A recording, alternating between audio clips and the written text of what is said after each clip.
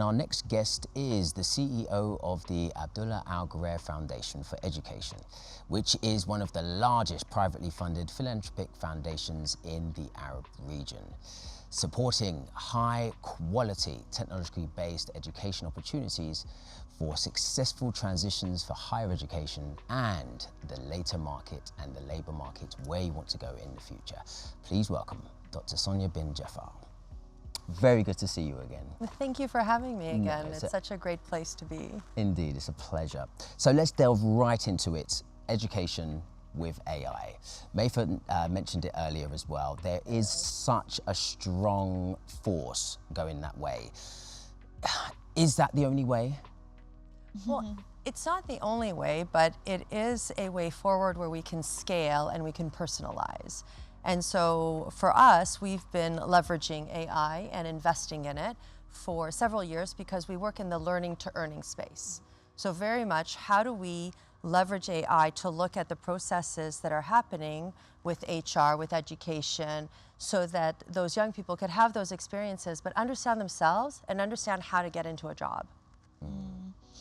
I want to understand it just a tiny bit deeper. So the layer beyond that, is it possible now for this technology that we have to actually, what we spoke about earlier was helping individuals truly find their passion and carve out their future.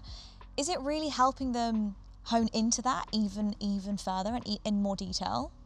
Yeah, so I think one of the difficulties with finding your passion and going down that road, it sounds beautiful and I believe in it. Lord knows I did it. But in order to be able to actually move forward in a fast-paced market change and growth, especially in somewhere like Dubai, is that you need to understand your skill set. And you need to understand the skills and the evolving skills of the job market.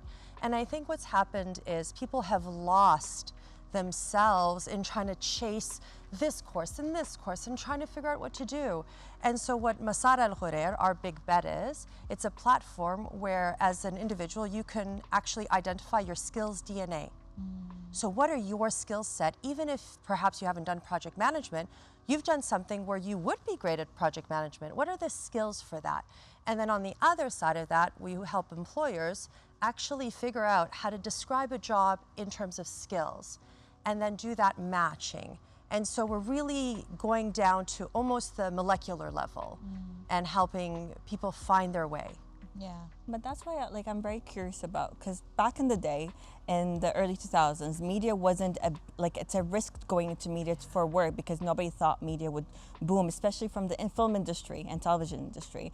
But now it's AI. People think that maybe going into AI targeted courses or learning something within AI might be a bit of a risk because there's not many jobs. We were talking about there was not many jobs out there yet. So how do you recommend people who are thinking about what to do, and are passionate about these new technologies, AI and programming, to do when they don't know where they will end up? Yeah, I love that question. Thank you.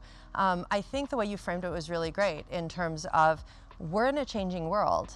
That's what it is. Abdulla Al Ghurair, which is the platform I'm talking about, actually scours the internet for all the jobs available in the UAE and says, okay, here are the jobs now, and then does market analysis for the next pieces based on skill sets. The AI piece, I completely agree, is a technical piece, right? But then there's a whole load of skills that are human-centric. And both of those technical skills and human-centric skills are in our platform because that's what's being sought out. I can always, as a CEO, I can hire somebody and send them to a technical course. I can send you to a cybersecurity class, I can send you. But what I can't do is teach you critical thinking, integrity, communication, the ability to come to me and actually say, I have a problem, understanding work ethic, all of those pieces. And that human-centric insight, that's incredibly valuable. And being able to define that as a skill is something that young people and all people, even older people like myself, need to be able to learn how to do better. What really fascinates me, of course, is how you measure success in the foundation. You've been going quite a long time, and I know you've achieved a lot of different things in that time. We have to measure where our students are 18 months after graduation. That's the sort of standard test. I'm really interested to know how you measure success. Yeah, absolutely. So a lot of foundations will measure it based on input. I put in this many dollars, I trained this many people, and we certainly do that count because I still have to be accountable.